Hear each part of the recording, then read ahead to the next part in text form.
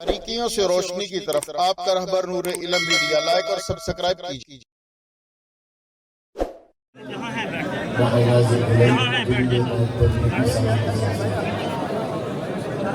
اللهم صل على محمد وعلى آل محمد كما صليت على إبراهيم وعلى آل إبراهيم إنك حميد مجيد اللهم بارك على محمد وعلى آل محمد كما باركت على إبراهيم وعلى آل إبراهيم إنك حميد مجيد معزز محترم حضرات علماء کرام، سیرت مصطفیٰ صلی اللہ علیہ وسلم کانفرنس میں تشریف لانے والے ناروال غیرت مند باوفا باشعور سنی جیالے کارکنوں، اللہ تعالیٰ نے پوری کائنات پر احسان فرمایا نبی کریم صلی اللہ علیہ وسلم کی بعثت کی وجہ سے، اور آج 12 ربیع الاول کی شام بھر چکی، 13 ربیع الاول کا گویا آغاز ہو چکا، اور مسلمان حضور علیہ السلام سے عقیدت و محبت کا اظہار اس طور پر بھی کرتے ہیں کہ نبی کریم صلی اللہ علیہ وسلم جس مہینہ میں دنیا میں تشریف لائے، اس مہینے میں بالخصوص اور سال کے 11 مہینوں میں بالعموم حضور کی ختم نبوت سے، صحابہ اہل بیت سے محبت کے اظہار کا ایک خوبصورت سلسلہ کلمے کے نام پر بننے والے نہ صرف یہ کہ اس ملک میں بلکہ پوری دنیا میں قائم و دائم ہے۔ رب کریم اس دین محبت کو تا قیامت آباد و شاد رکھے، قائم و دائم رکھے۔ میں تو یہ سمجھ رہا تھا جلسہ میں آنے سے پہلے کہ میرے سامنے کے لوگ مجھ سے مخاطب ہوں گے، لیکن پہنچنے پر مجھے اندازہ ہوا دائیں طرف کے لوگ بھی جلسے کا حصہ ہے اور بائیں طرف کے لوگ بھی جلسے کا حصہ ہے، اور اسٹیج کے پیچھے کے لوگ بھی جلسے کا حصہ ہیں۔ اسٹیج پر بھی ایک جلسے کا ماحول ہے، چاروں طرف اشاعت مصطفیٰ کا یہ خوبصورت منظر جو ایک ہی بات کو اپنے عمل سے زبان سے دہرا رہا ہے، اور وہ یہ ہے کہ ہم لاکھ گناہ گار صحیح لیکن محمد کریم کی آمنوں کے غدار نہیں ہے، ہم لاکھ گناہ گار صحیح لیکن حضور کی ختم نبوت کے وفادار ہیں، ہم لاکھ گناہ گار صحیح لیکن حضور کے صحابہ، حضور کے اہل بیت ہمارے دل میں رہتے ہیں۔ پیغمبر علیہ السلام کو اللہ تعالیٰ نے امام الانبیاء کا تاج پہنا کر بھیجا۔ میرے نبی سے پہلے آنے والے انبیاء کی تعداد 1,24,000 ہے، اور 1,24,000 انبیاء نے اپنی نبوت کا لوگوں کو بتانے کے ساتھ، اپنا کلمہ لوگوں کو پڑھانے کے ساتھ، اللہ کے پیغام کو لوگوں تک پہنچانے کے ساتھ جو دوسرا کام کیا، وہ کام کیا تھا؟ وہ کام یہ تھا کہ اپنی نبوت کا اقرار لینے کے بعد حضور کے آنے کی خوشخبریاں دیتے رہے، حضور کے آنے کی لوگوں کو اطلاع دیتے رہے۔ نہ صرف یہ انبیاء کی زبان پر میرے نبی کا ذکر موجود تھا، بلکہ آسمانی کتابوں میں تورات ہو، انجیل ہو، زبور ہو، میرے نبی کا تذکرہ موجود ہے۔ اور نہ صرف یہ کہ میرے نبی کا تذکرہ موجود ہے، بلکہ تورات اور انجیل کے علماء پاک پیغمبر کے آنے سے پہلے پاک پیغمبر کے وطن کو بھی جانتے تھے، پاک پیغمبر کے آنے سے پہلے پاک پیغمبر کے قبیلے کو بھی جانتے تھے، پاک پیغمبر کے آنے سے پہلے پاک پیغمبر کے سسرال کو بھی جانتے تھے، پاک پیغمبر کے آنے سے پہلے پاک پیغمبر کے دامادوں کو بھی جانتے تھے۔ اللہ کو اپنے نبی سے پیار اتنا، محبت اتنی، اگر قرآن مجید پڑھا جائے تو قرآن مجید کیا کہتا ہے؟ قرآن مجید کہتا ہے لَتُؤْمِنُنَّ بِهِ وَلَتَنْصُرُنَّهُ۔ یہ کون سا موقع ہے، یہ کون سا منظر ہے جس کو قرآن مجید بیان کرتا ہے؟ ناروال کے لوگوں یہ منظر وہ ہے جب عالم ارواح میں اللہ نے تمام انبیاء کی روحوں کو جمع کیا، اور جمع کرنے کے بعد اللہ تعالیٰ ان سے ایک وعدہ لیتے ہیں، اور وہ وعدہ کیا ہے کہ اگر میرا نبی تمہاری زندگی میں آ جائے تو اس کی نصرت کرنا اور اس پر ایمان لانا۔ غرض حضور علیہ السلام سے ایمان لانے کا یہ خوبصورت سلسلہ اور حضور کی نبوت کا یہ اعلان عالم ارواح سے چلا۔ انبیاء نے اس کا اقرار کیا اور دنیا میں آ کے لوگوں کو بتلایا۔ اب انبیاء کی جماعت 1,24,000 ہے جنہوں نے حضور کو دیکھا نہیں، حضور کے انتظار میں چلے گئے، اور حضور کو دیکھنے والوں کی تعداد بھی 1,24,000 ہے۔ یہ وہ خوش قسمت ہے جنہوں نے حضور کو دیکھا۔ اب ان دونوں جماعتوں کے درمیان میں پاک پیغمبر ہیں، 1,24,000 پیچھے، 1,24,000 آگے، 1,24,000 پیچھے انبیاء ہیں، 1,24,000 صحابہ آگے ہیں۔ اب ان دونوں جماعتوں کو اگر مختصر شعر میں پرو کر آپ کی سماعتوں کی نظر کروں تو یوں کہوں گا، خدا سے مانگ کر نائب تھے زندگی کے 4 دن، 2 انتظار میں گزر گئے، 2 دیدار میں گزر گئے۔ حضور سے پہلے سارے انبیاء میرے نبی کے انتظار میں گزر گئے، اور حضور کے بعد صحابہ 1,24,000 پیغمبر کے دیدار میں گزر گئے۔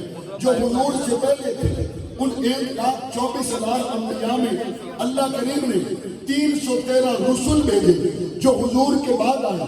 ان 1,24,000 میں اللہ نے 313 بدر والے پیدا کیے جو حضور سے پہلے آئے۔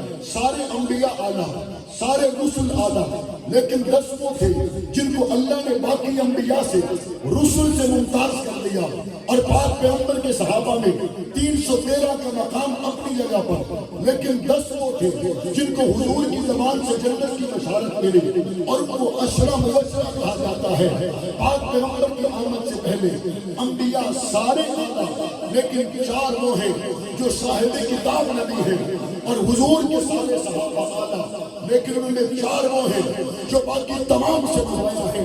حضور سے پہلے آنے والے 4 انبیاء، 4 رسول جو صاحب کتاب ٹھہرے۔ ایک کو جناب موسیٰ کے نام سے دنیا جانتی ہے، ایک کو جناب داؤد کے نام سے دنیا جانتی ہے، ایک کو جناب عیسیٰ کے نام سے دنیا جانتی ہے، اور ایک کو محمد کریم کے نام سے دنیا جانتی ہے۔ اور حضور کے بعد جو 4 نمایاں ہوئے، ایک کو دنیا 1,24,000 صحابہ میں 313 بدر والوں میں ابو بکر کے نام سے جانتی ہے، عمر کے نام سے جانتی ہے، عثمان کے نام سے جانتی ہے، علی کے نام سے جانتی ہے، اور 1,24,000 انبیاء کی سرداری کا تاج اللہ نے پاک پیغمبر کے سر پر رکھ دیا، اور 1,24,000 صحابہ کی سرداری کا تاج اللہ نے ابو بکر کے سر پر۔ حضور تشریف لائے۔ آپ خبروں میں دیکھتے ہیں، جب ایک ملک کا صدر دوسرے ملک میں جاتا ہے تو لینے کے لیے صدر آتا ہے، ایک ملک کا وزیر اعظم دوسرے ملک میں جاتا ہے تو لینے کے لیے وزیر اعظم آتا ہے۔ اگر اس اسٹیٹس کا بندہ نہ آئے تو لوگ کہتے ہیں آپ نے پورا خیال نہیں کیا، آنے والا تو بڑا تھا لیکن ویلکم کرنے والا چھوٹا تھا۔ اللہ تعالیٰ نے پاک پیغمبر کے سر پر ختم نبوت کا تاج سجا دیا، امام الانبیاء کا تاج سجا دیا۔ حضور کو ویلکم کرنے والا کائنات کے انبیاء کے بعد سب سے بڑا مسلمان ابو بکر صدیق ہے، جس نے پاک پیغمبر کا کلمہ پڑھا اور پاک پیغمبر کو امام الانبیاء اللہ تعالیٰ نے معراج کی رات میں بنایا تھا، اور پیغمبر نے ابو بکر کو تمام صحابہ کا امام مسجد نبوی میں بنایا تھا۔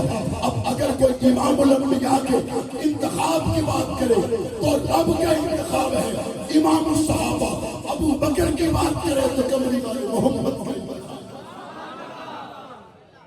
اور آج حضور کی امت امام الانبیاء کا کلمہ پڑھتی ہے، ایمان کا حصہ ہے، اور امام الصحابہ پر ایمان رکھتی ہے، ایمان کا حصہ ہے۔ اللہ کے رسول صلی اللہ علیہ وسلم نے حضرت ابو بکر صدیق کو مصلی دیا۔ حضرت ابو بکر صدیق نے حضور کی حیات طیبہ میں ایک روایت کے مطابق 17 اور ایک روایت کے مطابق 21 نمازیں پڑھائیں۔ اگر حضور کی زندگی میں ابو بکر صرف ایک نماز پڑھاتے تو کہنے والا کہہ سکتا تھا ایک نماز ابو بکر نے پڑھائی، دوسری نماز کے لیے حضور ابو بکر کے علاوہ شاید عمر کو بھیج دیتے، شاید عثمان کو بھیج دیتے، شاید علی کو بھیج دیتے، شاید عباس کو بھیج دیتے، یا 4 نمازیں پڑھائیں تو ہو سکتا ہے 5ویں کے لیے حضور کسی اور کو بھیج دیتے، اور 5 نمازیں مکمل ہونے پر اب اگلی 5 کے لیے ہو سکتا ہے حضور کسی اور کو بھیج دیتے، لیکن پاک پیغمبر نے ہر نماز کے لیے جناب ابو بکر کو بھجوایا، مصلی رسول پر بھجوایا۔ امام الانبیاء نے اپنے مصلی کے لیے حضرت ابو بکر صدیق کو پسند کیا، اپنے منبر کے لیے حضرت ابو بکر صدیق کو پسند کیا۔ ناروبال کے لوگوں پھر ذرا محبت کے ساتھ، پیار کے ساتھ، الفت کے ساتھ ذرا سوچو تو صحیح، ابو بکر جب مصلی پر ہیں تو پیچھے کھڑے ہوئے مسلمان کون ہیں؟ پیچھے کھڑے ہوئے ناروبال کی انجمن تاجدار نہیں ہے، پیچھے کھڑے ہوئے ناروبال کی امن کمیٹی کے اراکین نہیں ہیں، پیچھے کھڑے ہونے والوں میں وہ مسلمان ہیں جس کے لیے پاک پیغمبر نے فرمایا لو کان بعدی نبی لکان عمر، اگر میرے بعد کوئی نبی ہوتا تو عمر ہوتا۔ پیچھے کھڑے ہونے والوں میں عثمان ہے جس کو پاک پیغمبر نے 2 بیٹیاں بھی دی، 21 مرتبہ جنت کی بشارت بھی دی۔ پیچھے کھڑے ہونے والوں میں حضور نے جس کو اپنی بیٹی فاطمہ الزہرا کا رشتہ دیا، جس کو پاک پیغمبر نے اپنا بھائی کہا، جس کو حسن حسین کا بابا رب نے بنایا، اس علی نے حضرت ابو بکر کے پیچھے نمازیں پڑھی۔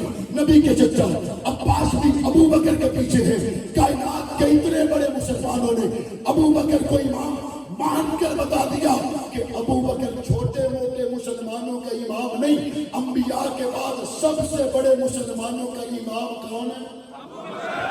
کون ہے؟ بلند آواز سے بتائیں کون ہے؟ آپ بھی بتائیں کون ہے؟ تسی تو نہیں دیکھ رہے، میں سارے نو دیکھ رہا، میں پہلے انہاں نو پوچھ لیتا، پھر تانوں پوچھ لواں گا، پھر تواڈے تو پوچھ لواں گا۔ اپنی باری تو علاوہ نہ بولیا جے، نبی نے جس کو مصلی دیا وہ کون ہے؟ کون ہے؟ کون ہے؟ ذرا مل کے بتاؤ نا وہ کون ہے؟ وہ کون ہے؟ عمر کا امام کون ہے؟ عثمان کا امام کون ہے؟ علی کا امام کون ہے؟ عباس کا امام کون ہے؟ سب صحابہ کا امام کون ہے؟ اور ہمارا ایمان کون ہے؟ حضور نے مصلی دے دیا اور ابو بکر صدیق نے نمازیں پڑھائی۔ پھر ایک نماز وہ بھی تھی جب حضور نے حجرے کا پردہ ہٹایا اور دیکھا کہ ابو بکر مصلی پر ہے اور پیچھے عمر، عثمان، علی، سارے صحابہ۔ حضور مسکرائے، حضور کے مسکرانے سے مسجد نبوی میں اجالا ہو گیا، حضور کے مسکرانے سے مسجد نبوی میں خوشبو پھیل گئی۔ صحابہ کہتے ہیں حضور کی محبت میں قریب تھا کہ نماز توڑ دیتے اور نماز توڑ کر حضور سے ملاقات کرتے، لیکن پاک پیغمبر نے پردہ گرا دیا۔ میں نے کہا یا رسول اللہ بتائیے نا مجددہ غلام کو 1400 سال پہلے آپ نے پردہ ہٹا کر مسکراہٹ کا اظہار کس لیے کیا تھا؟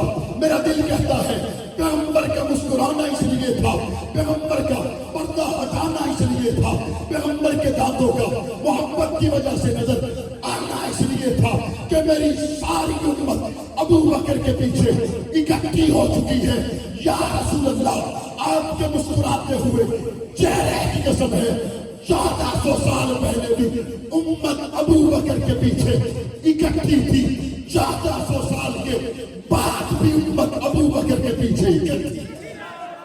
1400 سال پہلے مدینہ میں رہنے والے کائنات کے سب سے بڑے مسلمان ابو بکر کے پیچھے اکٹھے تھے یا نہیں تھے؟ آج مفتی منیب الرحمان کہتے ہیں امام ابو بکر، آج ساجد امین کہتے ہیں امام ابو بکر، آج مفتی تقی عثمانی کہتے ہیں امام ابو بکر۔ تینوں مسالک کے مشائخ ہوں، علماء ہوں، سلطان باؤ ہو، گولڑا شریف ہو، سیال شریف ہو، پاک وطن شریف ہو، تمام گدیوں کے گدی نشین کہتے امام امام. یہ معمولی بات نہیں ہے. جو ابو بکر کو امام مانے مصطفیٰ ان کو دیکھ کے مسکراتے ہیں. ان کو دیکھ کے مسکراتے کون ہیں؟ مصطفیٰ دیکھ کر مسکراتے ہیں. اور حضور علیہ السلام نے جب نماز کے لیے بھیجنا چاہا نا حضرت ابو بکر کو، حضرت عائشہ نے یہ عذر کیا، میرے ابا کا دل کمزور ہے، آپ کے مصلی پہ کھڑے ہو کر نماز نہیں پڑھا سکیں گے، آپ عمر سے کہہ دیجئے عمر نماز پڑھائیں. حضور نے فرمایا عائشہ میرے نالوں بہت ابو بکر کو کون جانتا ہے. یہ میں اپنے وجدان سے کہتا ہوں. عائشہ تیری بات ٹھیک ہے، تیرے بابا کا دل کمزور ہے، لیکن اسی ابو بکر کی گل کر رہی ہے نا جس ٹائم تو کار سی تے ابو بکر غار چ میرے نال سی. میرے نالوں بات تو انہوں نے کوئی نہیں جانتا. بس بات اتنی ہے کہ میرے مصلی کے لیے اللہ ابو بکر کے سوا اور کسی کے لیے مانتا ہی نہیں ہے. مصلی پہ نماز پڑھا رہے ابو بکر اور مصلی دیا پاک پیغمبر نے. اہل حدیث رہندے نے ناروال، بریلوی بھی رہندے نے، دیوبندی بھی رہندے نے. بریلوی مسجد کمیٹی کسی کو مصلی دے دے تو کوئی دیوبندی نہ لے سکے، دیوبندی مسجد کمیٹی کسی کو مصلی دے دے کوئی اہل حدیث نہ لے سکے، اور اہل حدیث مسجد کمیٹی کسی کو مصلی دے دے کوئی دوسرے مسلک والا نہ لے سکے. ناروال والو ابو بکر کو مصلی مسجد کمیٹی نے نہیں رحمتوں والے نبی نے دیا. یہ گل بھی سمجھ لو. کوئی گل ایسی ہوتی ہے کہ وہ اختلاف ہو سکتا ہے، لیکن کوئی گل ایسی ہوتی ہے جن پہ اختلاف ہو ہی نہیں سکتا. مجھ سے پہلے یہاں بیان کس نے کیا؟ مولانا اشرف طاہر صاحب نے، اور ان کے بعد شفیق ڈوگر صاحب نے، اور اس کے بعد میرا بیان ہے. اسی طرح ہے. کوئی یہ تو کہہ دے گا کہ معاویہ اعظم کے بیان سے میں متفق نہیں، کوئی یہ تو کہہ دے گا معاویہ اعظم کے بیان سے میں پورے طور پر متفق نہیں، لیکن کوئی یہ تو نہیں کہہ سکتا کہ انہوں کا بیان اشرف طاہر صاحب تو پہلے ہویا سی. بھئی میری گل نال اختلاف ہو سکتا ہے، ترتیب نال تو اختلاف نہیں ہو سکتا. ترتیب سے اختلاف کوئی ذی عقل کر سکتا ہی نہیں. ترتیب سے اختلاف کوئی ذی شعور کر سکتا ہی نہیں. کون اختلاف کر سکتا ہے کہ حضور کی زندگی میں مصلی پہ نماز ابو بکر نے پڑھائی؟ خلیفہ بلا فصل، خلیفہ ابو بکر صدیق ہیں، خلیفہ دو فاروق اعظم ہیں، خلیفہ سوم عثمان ہیں، خلیفہ چہارم علی المرتضیٰ ہے. اس ترتیب سے کسی مسلمان کو تو کیا غیر مسلم کو بھی اختلاف ہو سکتا؟ نہیں ہو سکتا. ہم اس ملک میں پیار چاہتے ہیں، ہم اس ملک میں محبت چاہتے ہیں، ہم اس ملک میں امن چاہتے ہیں. پاکستان ہمارا ہے، ہم پاکستان کے ہیں، یہاں کے بازار ہمارے ہیں، گلیاں کوچے ہمارے ہیں. ہمیں حکومت کہتی ہے مولانا صاحب محبت کی باتیں کریں. یہاں کے ڈپٹی کمشنر یا ڈی پی او صاحب یا جو میرے یہاں پولیس کے بھائی یا جو ایجنسیز کے لوگ آئے ہوں گے، ان تمام کے دل کی خواہش ہے محبت کی بات کی جائے، نرمی کی بات کی جائے. میں نے کہا ہم سے زیادہ محبت بتانے والا اس ملک میں اور کوئی ہو ہی نہیں سکتا. ہم تو ہر سٹیج پر بتاتے ہیں کہ حضرت علی نے اپنی بیٹی ام کلثوم کا رشتہ عمر کو دیا. محبت کی بات ہے یا نہیں ہے؟ ہم کہتے ہیں محبتیں بتاؤ. ابو بکر تمام صحابہ اہل بیت کے امام ہیں، محبت کی بات ہے یا کوئی نہ؟ اور ابو بکر صدیق کی گھر والی جن کا نام ہے اسما بنت امیس، ابو بکر کے فوت ہونے کے بعد اسی اسما بنت امیس کا نکاح جناب علی المرتضیٰ کے ساتھ ہوا، یہ محبت کی بات ہے یا کوئی نہ؟ ہم کہتے ہیں محبت کی بات کرو، جنازہ حضرت فاطمہ کا سامنے تھا اور حضرت علی المرتضیٰ نے جناب ابو بکر سے کہا میرے کانوں میں نبی کا فرمان موجود ہے، جس جماعت میں ابو بکر موجود ہو اس جماعت میں کسی کے لیے جائز نہیں امامت کے مسلح پہ آ جائے، بیٹی نبی کی ہے، ماں حسن و حسین کی ہے، لیکن جنازہ ابو بکر آپ نے پڑھانا ہے، یہ محبت کی بات ہے یا کوئی نہ؟ اور بتانے والے نے جب یہ محبت کی بات بتانی ہے کہ حضرت عثمان کے گھر میں ایک بیٹی پیدا ہوئی جس کا نام ہے عائشہ، کیا نام ہے؟ عائشہ۔ اس عائشہ کا نکاح حضرت عثمان نے حضرت حسن کے ساتھ کیا، محبت کی گل ہے یا کوئی نہ؟ اور جب حضرت حسن فوت ہو گئے، حضرت عثمان کی بیٹی عائشہ بیوہ ہو گئی، اسی عائشہ کا نکاح حسن کے بعد حضرت عثمان کی بیٹی کا حضرت حسین کے ساتھ ہوا۔ یہ محبت کی بات ہے یا کوئی نہ؟ کہتے جوڑ کی بات کرو، توڑ کی بات نہ کرو۔ توڑ کی بات کرنے والا وہ ہے جو علی اور معاویہ کو آپس میں ایک دوسرے کا دشمن بتاتا ہے، جوڑ کی بات کرنے والا وہ ہے جو کہتا ہے نبی کے نواسے حسن نے، نبی کے نواسے حسین نے جنگ صفین کے بعد بھری ہوئی کوفہ کی جامع مسجد میں حضرت معاویہ کے ہاتھ پر بیعت کی تھی، اس بیعت کو مان کر بیان کرنا محبت ہے یا نہیں ہے؟ پیار ہے یا نہیں ہے؟ اور قرآن کیا کہتا ہے؟ قرآن کہتا ہے رحماء بینہم، آپس میں رحم دل، آپس میں محبت۔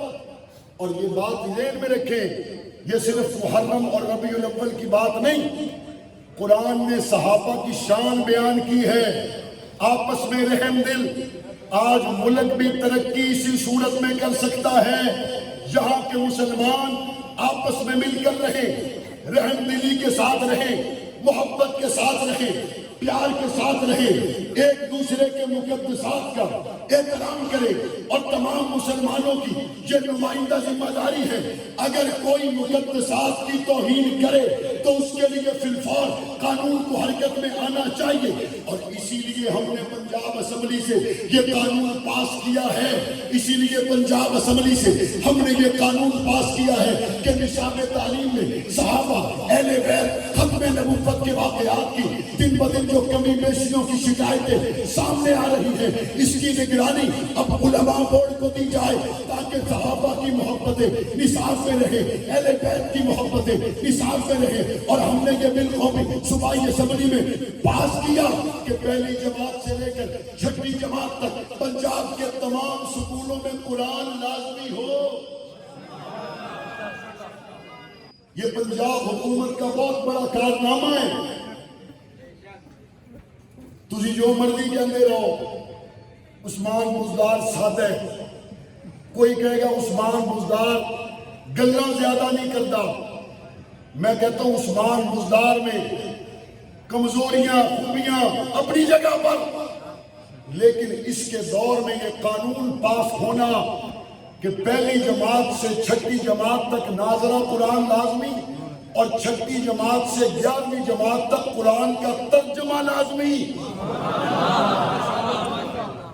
میں نے عثمان بزدار سے کہا، میں کہا بزدار صاحب حکومتاں آندیاں جاندیاں رہندیاں نے، دنیا بھول گئی بھٹو دے دور چ مہنگائی ہے سی یا کوئی نہیں، دنیا بھول گئی بھٹو کے دور میں روزگار تھا یا نہیں، لیکن دنیا کو ایک ہی بات یاد ہے، حضور کی عزت کا قانون بھٹو نے بنایا تھا۔ یہ دنیا کو یاد ہے یا کوئی نہ؟ میں نے عثمان بزدار سے کہا، وزیر خزانہ سے کہا، وزیر قانون سے کہا، آؤ ایک اور کام کرتے چلیں جو حضور کے صحابہ، حضور کے اہل بیت کے منکر ہوں ان کے خلاف قانون بناتے چلیں۔ اس ملک میں افراتفری کیوں پھیلتی ہے؟ پولیس والے بیچارے کیا کریں گے؟ یہ تو جو قانون بنا ہوا ہے اس کے مطابق ہی ایف آئی آر کاٹ سکتے۔ ہم ڈی پی او سے ملے، ڈی سی سے ملے، کمشنر سے ملے، سیکٹری صاحبان سے ملے، وہ کہتے مولانا صاحب دل ساڈا بھی دکھدا پہ ہے، ہمارا بھی امام ابو بکر ہے، ہم بھی وردی کے اندر مسلمان ہیں، لیکن قانون کوئی ہو تو بتائیں۔ ہم نے الحمدللہ پنجاب اسمبلی میں یہ قانون بنوانے کے لیے اپنی کوششوں کا آغاز کیا، اور مقدسات کی توہین بند ہوگی، صحابہ کی توہین بند ہوگی، اہل بیت کی توہین بند ہوگی، تو ہی اس ملک میں حقیقی امن قائم ہو سکتا ہے۔ آپ بتائیں حضور کے سسرال سورا والد کی جگہ تے ہوندا یا نہیں؟ حضور کے داماد اور دامادہ جو بھی ہو داماد کہ حضرت عثمان افسردہ بیٹھے ہوئے، حضور نے پوچھا عثمان افسردہ کیوں ہو؟ کہتے آپ کی دوسری بیٹی کا انتقال ہونے سے میرا اور آپ کا سسر دامادی کا جو تعلق تھا وہ ٹوٹ گیا۔ پاک پیغمبر نے فرمایا عثمان 40 بیٹیاں ہوتی، ایک ایک کر کے تیرے نکاح میں دیتا، کیونکہ دنیا میں تجھ سے اچھا داماد کوئی نہیں، مجھ سے اچھا سسر کوئی نہیں۔ تو آج جو جیڑے بندیاں نے تھیاں بیاہیاں ہوئی نے ذرا ہاتھ چکو، جنہاں تھیاں بیاہ چھڑیاں نے اللہ انہوں نے نصیب چنگے کرے۔ ایتھوں بھی بندے نے ہاتھ چکے نے، ادھروں بھی اس پاسوں بھی، جب رشتہ کرنے لگتے ہو تو تسلی کرتے ہو، منڈا کی کرتا ہے؟ لوگ آ کے تمہیں کہتے ہیں بابا جی تیوں نو دے چھڈیے جڑا فلانے بازار چ ریڑھی لاتا ہے، تیوں نو دے چھڈیے جڑا چوکی دارا کرتا ہے۔ تے بابا جی اگوں کی کہتے ہیں؟ وہ کہتے ہیں چھڈ یار میرا داماد چوکی دارا کرتا ہوئے گا لیکن شریف ہے، چھڈ یار میرا داماد مزدوری کرتا ہوئے گا لیکن بچہ نمازی پرہیزی ہے۔ غربت کی کیڑی گل ہے؟ ویکھیا کا کردار جاندا ہے۔ میں نے کہا پھر بتاؤ تو صحیح، تو نے تو بیٹی کا رشتہ کردار دیکھ کے دیا، محمد کریم نے 2 بیٹیاں دی تو بغیر کردار دیکھے دے دی۔ تیری بیٹی کا رشتہ ہوا تو تو نے داماد کی پوری تسلی کی، حضور نے 2 بیٹیاں دی، وہ عثمان شان والا ہے یا کوئی نہ؟ شان والا ہے۔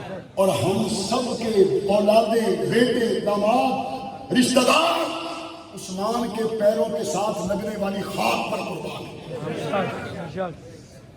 اس ملک میں اس وقت تک فرقہ وارانہ فسادات کا خاتمہ ممکن نہیں تھا جب تک مقدسات کے گستاخ کے لیے قانون نہ بنے۔ سردار عتیق نے کشمیر اسمبلی میں آواز اٹھائی، سندھ اسمبلی میں اراکین نے آوازیں اٹھائیں، پنجاب اسمبلی، قومی اسمبلی میں شاہد خاقان عباسی سارے محمد نے بات کی، اور انشاءاللہ اس ملک کے اندر صحابہ کی ناموس کا قانون بنے گا انشاءاللہ۔ بننا چاہیے نہیں بننا چاہیے؟ بننا چاہیے۔ اہل بیت کی عزت کا قانون بننا چاہیے نہیں بننا چاہیے؟ بننا چاہیے۔ 28 ستمبر کو آپ کا ایمان تازہ ہوگا انشاءاللہ۔ ہم نے 28 ستمبر کو پنجاب اسمبلی میں محمد ابا احد بالرجالکم ولکن رسول اللہ وخاتم النبیین، کہ اللہ کے رسول نے ایک اور گل بھی ارشاد فرمائی ہے۔ کیا فرمایا؟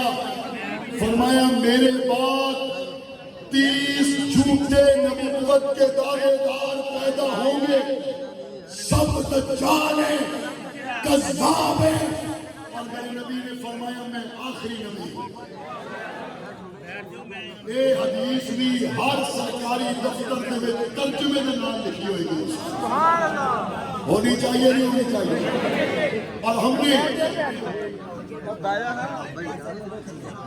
نے چودھری پرویز الہی صاحب کے ساتھ بیٹھ کر وزیر قانون نے اور دیگر پارٹیز کے پارلیمانی لیڈران نے یہ طے کیا شہر کے داخلی خارجی راستوں پر انا خاتم النبیین علی نبی جبابی اس حدیث مبارکہ کو بطور خاص 12 ربیع الاول کو اور ربیع الاول کے مہینے میں لکھا جائے گا اور ترجمے کے ساتھ لکھا جائے گا۔